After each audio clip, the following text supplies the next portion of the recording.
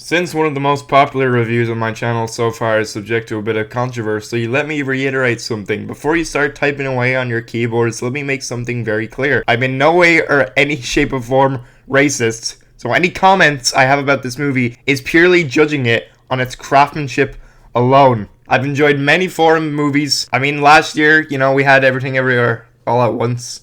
Not exactly a foreign movie, but it's on the same vein as this movie being an Asian American film. And that movie was great. I love that. So I can enjoy different types of movies. So before you start jumping to conclusions, let me fucking speak. Joyride is an Asian American comedy film. Comedy with the fattest quotation marks possible, honestly. Let me start with the positives. I thought this movie was at least very well acted. I thought the four lead women did very well in all their roles. And they actually worked off each other really well with all their personalities clashing together. It made for an interesting dynamic. This movie is shot well. There's nothing inherently exceptional going on with cinematography. But for a movie like this, I didn't really expect that. It's a raunchy comedy movie. That's not what I look for, but if it happens, I'll be impressed, of course. While Stephanie Hsu is good here, and of course fantastic in last year's Everything Everywhere All at Once, I think it's odd for her to do this type of movie so soon afterwards, but maybe she thought it was a good idea. I guess in the industry we call that range. I really like the character of Deadeye. I thought while the movie is not funny, she was the character I got the most exhales out of from the whole group. She was probably my favorite character, honestly. So now,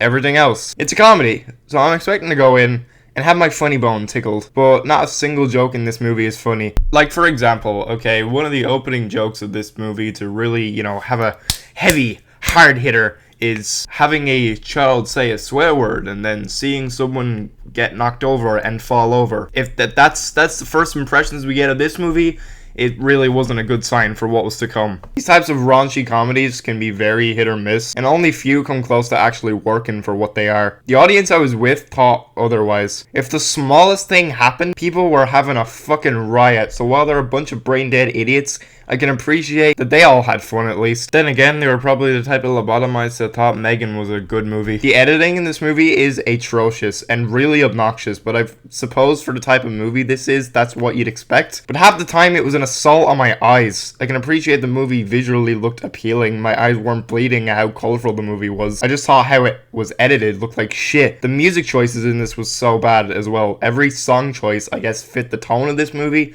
but whenever they played some obnoxious pop song, it felt like an insult in my ears. One song especially I felt just didn't really even make sense. Very light spoilers, I suppose, but there's a point in the movie where the main characters dress up as a K-pop group, and to kind of solidify themselves as such, they have to sing a quirky little song, and the song they end up singing is WAP, because conveniently all the main characters know all the words, even though they do their own rendition of it. I'm not going to knock a musical number having characters just out of nowhere know a lot of the words and choreography, because you can literally make that argument for every musical. Hell, sometimes I do even make that argument for some musicals, but other times I leave it.